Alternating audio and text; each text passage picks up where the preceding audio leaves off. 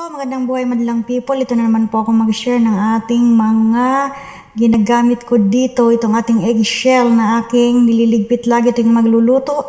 At ito ay aking ihahalo sa lupa ng aking mga halaman. So, akin po yung i-oven, no? Para maluto po siya. At yan po ay calcium para sa ating halaman. So, ayan. In-oven ko po siya ng 30 to 45 minutes hanggang siya ay mag-brown ng husto. So, ayan. Ayan. And then, bago natin yan siya tinatabi, kapag gumagamit tayo ng itlog, banlawan naman natin para hindi magbaho. Kasi ayan, nilalagay ko lang yung sa tabi ng aking lababo, no? Kapag may mga naipon ako lang, doon lang binabanlawan ko lang yung itlog. At kapag marami na, saka ko in-oven. So, ayan na nga po, inalo ko na sa lupa ang ating mga eggshell, no? Ayan, para magre-ripat ako ng aking halaman ngayon. So, ayan guys, ang lupa na nabibili rito, ang isang pack is $20. So, ang halaga niya sa atin is 140. Ganyan lang kalaki. So, bumili ako niya nung isang araw ng 5. Inutusan ako ni Madam dahil nung bagyong Typhoon 10 dito ay after noon, lumabas kami ni Madam, nakita namin sa mga kalsada ay maraming mga natumbang puno at kumuha kami ng sanga. So, ayan, nilagyan ko muna ng net sa ilalim, guys, na manipis kasi masyadong malalaki ang butas at ang ating lupa ay napakapino. So, maglulusot ang lupa kapag hindi natin lagyan ng net. So, ayan.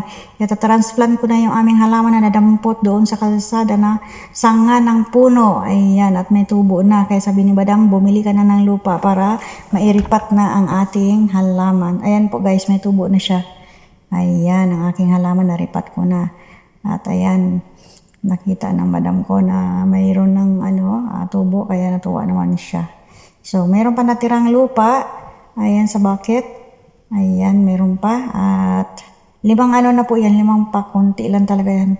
Sana diyan na lang tayo sa Pilipinas magpadala ng lupa at maraming lupa dyan. Libre sa likod lang ng bahay. Ayan, ito pa po yung isa na nadampot namin, no? So, ayan, ireripat ko rin yan mamaya. At hindi ko pa naripat at mainit kahapon, no?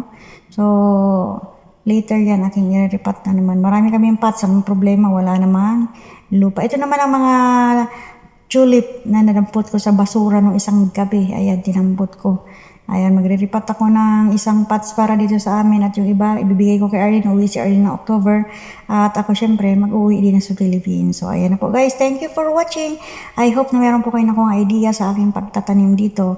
Itabi po natin ang ating mga eggshell at mga gamit natin yan sa halaman. Okay, thank you for watching. Have a nice day. God bless us all and please don't forget to follow, like, and share my video.